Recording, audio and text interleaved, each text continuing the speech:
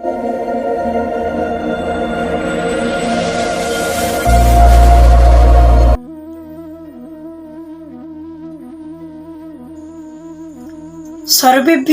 नमस्कारः।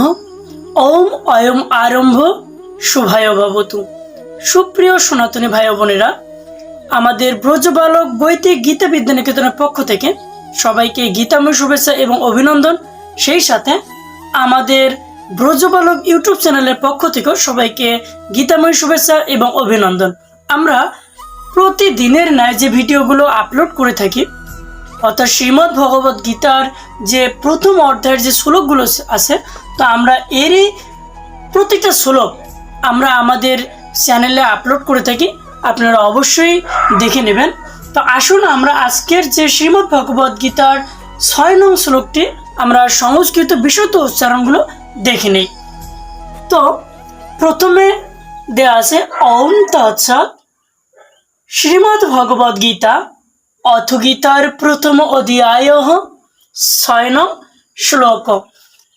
এখন আসি, এখানে আমরা একটু সংস্কৃত উচ্চারণ করবো। যেহেতু অন্তস্থ জ আছে, আমরা জানি এর আগে আমরা দেখেছি যে অন্তস্থ জ সমান সমান আমরা কি জানি, ইয় অথবা ইয় হয়। আমরা এটা কিন্তু আগে জানি, অর্থাৎ এর আগের ভিডিওতেও দেওয়া আছে। তো আমরা লিখব, আমরা অধিকাংশ সময় এটা ব্যবহার করে থাকি, তাহলে ইয়। এখানে একটা রস্যকার আছে, আমরা রস্যকারটা অবশ্যই ব্যবহার করব, ইউধ।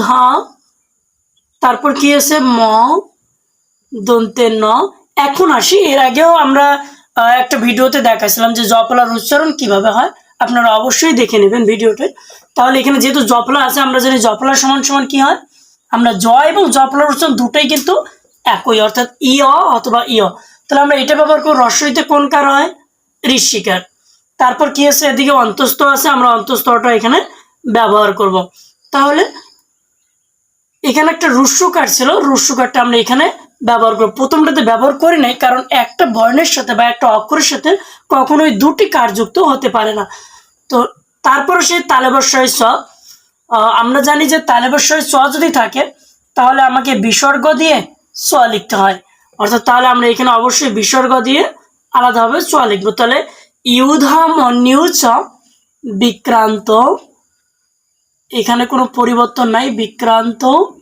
উত্তম মৌজাস, উত্তম মৌজাস, মৌজা আগের মতোই বিসর্গ দিয়ে আমরা কি লিখবো, স লিখবো। যেহেতু তালেবস্বয় স আছে, তাহলে বিসর্গ দিয়ে আলাদাভাবে স, উত্তম মৌজাস। এবার আসি বীর ইয়বান। একটু লক্ষ্য রাখবো, এই রেপটাকে আমরা যদি ভাঙিয়ে সামনে নিয়ে আসি, এভাবে কিন্তু লেখা যায় বীর। তারপর অন্তস্থিত জয়ের পরিবর্তে আমরা কি লিখবো, ইয়, বীর ইয়। তারপর কি আছে, বানু। আমরা বানু বলবো না, যেহেতু এখানে হসন্ত আছে, অর্থাৎ বীর ইয় বান বলবো, অর্থাৎ বীর ইয় বান। এটা শুধুমাত্র আমরা যে নিয়মগুলো দিচ্ছি, এটা অবশ্যই শুধু উচ্চারণের জন্য, আমরা যেন বিশুদ্ধ সংস্কৃত উচ্চারণ করতে পারি। এবার আসি সৌভদ্র।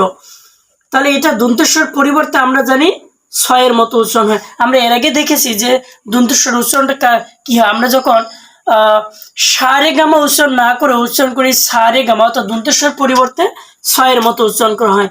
তাহলে সৌ ভ দয়রপলা, সৌভদ্র, দ্রৌপ দ্রৌপ দেয়া। এদিকে আমরা জানি তালেবস্বয় স থাকলে কি হয়, বিসর্গ দিয়ে স লিখতে হয়। সৌভদ্র দ্রৌপদেয়াস সর্ব, এখানে আমরা জানি দন্তেশ্বর পরিবর্তে স ব্যবহার করে, সর্ব এব মহা রথ। এবার আসি, যেহেতু বিসর্গ আছে একটা লাইনের শেষে, আমরা অবশ্যই এই বিষয়টা মাথায় রাখবো যে বিসর্গের উচ্চারণে আমরা যেহেতু লাইনের শেষে পাইছি, অবশ্যই যদি কেউ না বুঝে থেকে পূর্বের ভিডিওগুলো দেখবো। তাহলে বিসর্গ যেহেতু আছে, তাহলে আমরা কি ব্যবহার করব, হ ব্যবহার করব, বিসর্গের পরিবর্তে হ। তাই বলে সবগুলো ক্ষেত্রে না, বিসর্গের ক্ষেত্রে হ ব্যবহার করলাম। এখন তার পূর্বে বর্ণের সাথে যে কারটা যুক্ত থাকবে, অবশ্যই সেই কারটা এখানে যুক্ত করতে হবে। তাহলে মহারথা, যারা বুঝি নাই অবশ্যই পূর্বে আমাদের এই বিসর্গ নিয়ে যে ভিডিওটা দেওয়া আছে, অবশ্যই একটু দেখে নেবে। তো আমাদের সংস্কৃত উচ্চারণ নিয়মটা লেখা শেষ, আমরা একটিবার পড়ার চেষ্টা করব।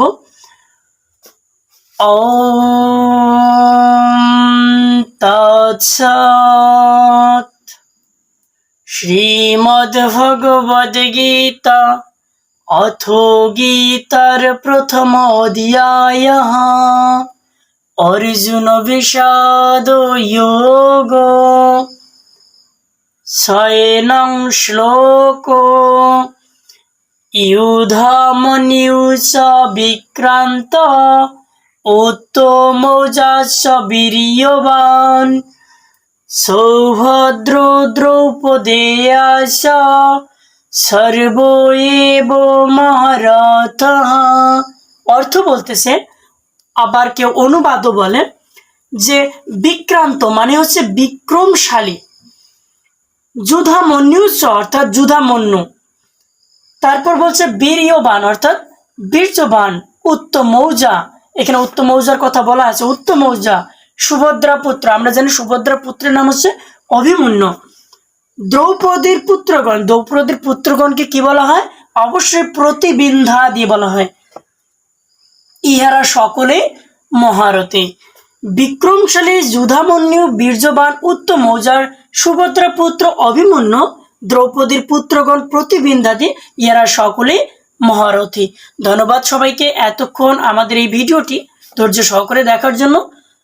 অবশ্যই যদি ভিডিওটি ভালো লাগে শেয়ার করবেন, তৎসঙ্গে যারা আমাদের চ্যানেলের নতুন সদস্য অবশ্যই আমাদের চ্যানেলটি সাবস্ক্রাইব করবেন এবং পরের ভিডিও পাওয়ার জন্য বেল আইকনে ক্লিক করে পাশে থাকবেন। ধন্যবাদ সবাইকে। জয় গীতা।